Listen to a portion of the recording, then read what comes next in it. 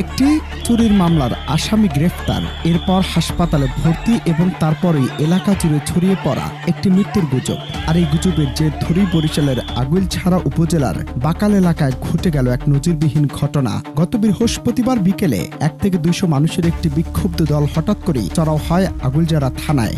মুহূর্তের মধ্যেই রণক্ষেত্রে পরিণত হয় থানা প্রাঙ্গণ, যেখানে পুলিশ ও সাধারণ মানুষের মধ্যে বেঁধে যায় তুমুল সংঘর্ষ।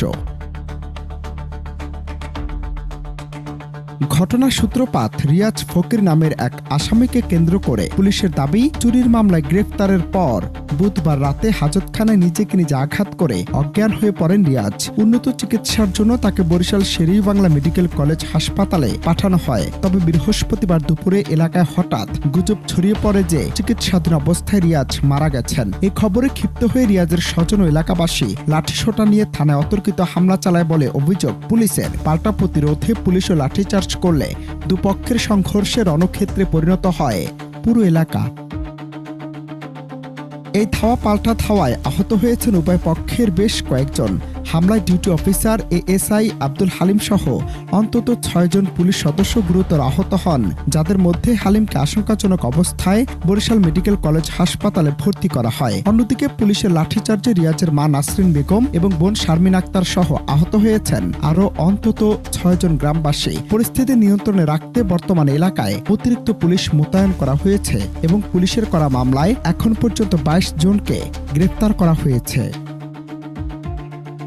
এদিকে শনিবার দুপুরে উত্তপ্ত আগুইলছড়া থানা পরিদর্শন করেছেন তথ্যমন্ত্রী এম জহিরুদ্দিন স্বপন। তিনি হামলায় ক্ষতিগ্রস্ত বিভিন্ন কক্ষ ঘুরে দেখেন এবং আহত পুলিশ সদস্যদের খোঁজ খবর নেন। এ সময় তিনি সাফ জানিয়ে দেন, ঘটনার সাথে জড়িত প্রকৃত অপরাধীদের বিরুদ্ধে কঠোর আইনি ব্যবস্থা নেওয়া হবে, তবে কোনোভাবেই যেন কোনো নিরীহ মানুষকে জড়িয়ে হয়রানি না করা হয়। সঠিক তদন্ত প্রক্রিয়াটি নিশ্চিত করে এখন আমাদের কাজ।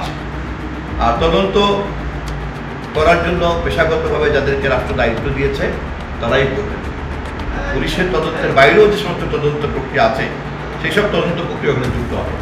কেননা ঘটনাটা ছোট হলেও এর মধ্যে অনেক কিছু নিহিত আছে। আমাদেরকে দূরবীক্ষণ যন্ত্র দিয়ে এবং অনুবীক্ষণ যন্ত্র দিয়ে আমাদেরকে বের করতে হবে যে এর নেপথ্যে কোনো বিষয় আছে কিনা। ইতিমধ্যে একজন সাংবাদিক বলেছেন যে হামলার পিছনে মাদক ব্যবসায়ীরা জড়িত। ব্যবসায়ীদের পিছনে আরও কোনো নিয়ন্ত্রণ আছে কিনা, রিপোর্টিং আছে কিনা, আমরা সব বের করব। তবে আপনাদেরকে ধন্যবাদ জানাই যে আপনারা এরকম একটা অপরাধকে নির্মূল করার জন্য সবাই একমত পোষণ করেছেন। আপনারা ইতিমধ্যেই অপরাধের বিভিন্ন চিত্র আপনারা জাতির সামনে উন্মোচিত করেছেন। এটার জন্য আপনাদেরকে ধন্যবাদ জানাই। আপনারা সহযোগিতা করার আশ্বাস দিয়েছেন, তার জন্য ধন্যবাদ জানাই। আর নিরপরাধী ব্যক্তিরা যেন কেউ যুক্ত না হয়, আপনাদের এই আহ্বানের সঙ্গে আমিও একমত পোষণ করছি। একটি গুজব কিভাবে আইন নিজের হাতে তুলে নেওয়ার মতো সহিংস পরিস্থিতি তৈরি করতে পারে, আগুইলছড়ার এই ঘটনা যেন তারই জলজান্ত প্রমাণ। গতকাল এক চুরি মামলা তাকে গ্রেপ্তার করলে থানা আইসা, যেহেতু সে মাদক সেবী, সে আইসা থানা হাজতে ইয়ের সাথে বাড়ি দেয়, রডের সাথে মাথা বাড়ি দেয়। বাড়ি দিলে সে অজ্ঞান হয়ে পড়ে যায়। পরবর্তীতে আমরা তারে চিকিৎসার জন্য আগুইলছড়া হাসপাতালে পাঠাই। এখান থেকে তারা আবার উন্নত চিকিৎসার জন্য বরিশাল শের-ই-বাংলা নগরে পাঠায়। তো এখানে সে এখনও চিকিৎসাধীন আছে। তো এর মধ্যে ওদের যে আত্মীয় স্বজন বলছে যে সে মারা গেছে, এই কথা একটা রিউমার ছড়াইয়া এলাকার মানুষের বিভ্রান্ত কইরা পরিকল্পিতভাবে বিভিন্ন প্ল্যান কইরা 200-300 লোক এখানে থানায় আইসা অতর্কিতভাবে হামলা করিয়া এখানে চেয়ার টেবিল তারপরে ল্যাপটপ চুরি করে নিয়ে গেছে, ভাঙচুর করে আমাদের এখানে পুলিশ সদস্যরা আহত করছে। অনন্ত হাসান মাসুদ, বাংলা টিভি।